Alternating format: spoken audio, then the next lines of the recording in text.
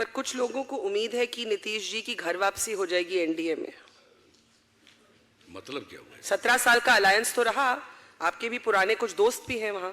लोगों को लगता है कि इस पॉलिटिकल चर्न में क्या पता वापस भी जा सकते हैं। घर वापसी इसको कह रही है। असल दिक्कत क्या है कि किसी चीज को सहज और सामान्य ढंग से देखने की आदत अब बची नहीं। सब लोग सोचते हैं कि अगर इस तरह से छापोगे तो लोग खबर पढ़ेंगे, तो इसलिए सब चलता रहता है। आप मना कर रहे हैं, इनकार कर रहे हैं। क्या दम है? हमको सफाई देने की जरूरत है। मेरे काम को जाकर देखिए, मेरा अप्रोच देखिए, मेरा एटीट्यूड देखिए। और आज हम समर्थन क्यों कर रहे हैं?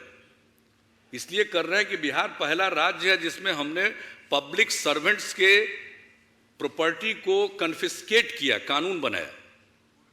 प्रिवेंशन ऑफ करप्शन एक्ट एक सेंट्रल लॉ है, इसमें स्टेट अमेंडमेंट हमने किया। यूपीए की सरकार थी, 10 महीना लगा उस पर सहमति प्राप्त करने में, लेकिन जब सहमति मिली तो हमने करप्ट पब्लिक सर्वेंट्स के एसेट्स को कन्फिस्केट किया उस कानून में। एक आईएएस, सीनियर आईएएस ऑफिसर का घर था, घर कन्फिस्केट हुआ, उसमें बच्चों का स्कूल खुलवा दिया।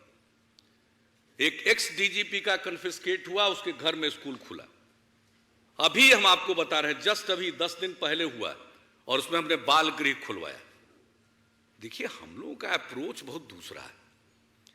जहां से भी लगेगा कि भाई ये करप्शन पर कोई अटैक है, तो हम बिना बाएं दाएं देखे हम सपोर्ट कर देंगे। आप जो देख करके इधर उधर करते रहिए, जितना उसके बारे में इंटरप्रिटेशन करते रहिए।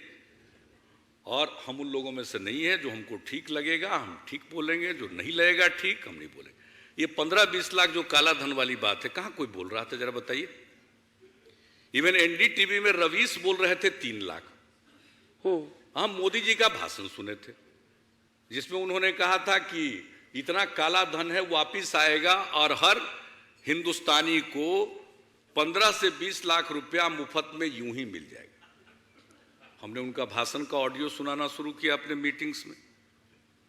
वही कभी कभी लाइव होता है, देख लिया तो 15-20 लाख का प्रचार हो गया। ये जंतर मंतर में हम लोग 6 पार्टी का एकता कर रहे थे ना, मुलायम सिंह जी को माला वगैरह सब पहना दिए थे,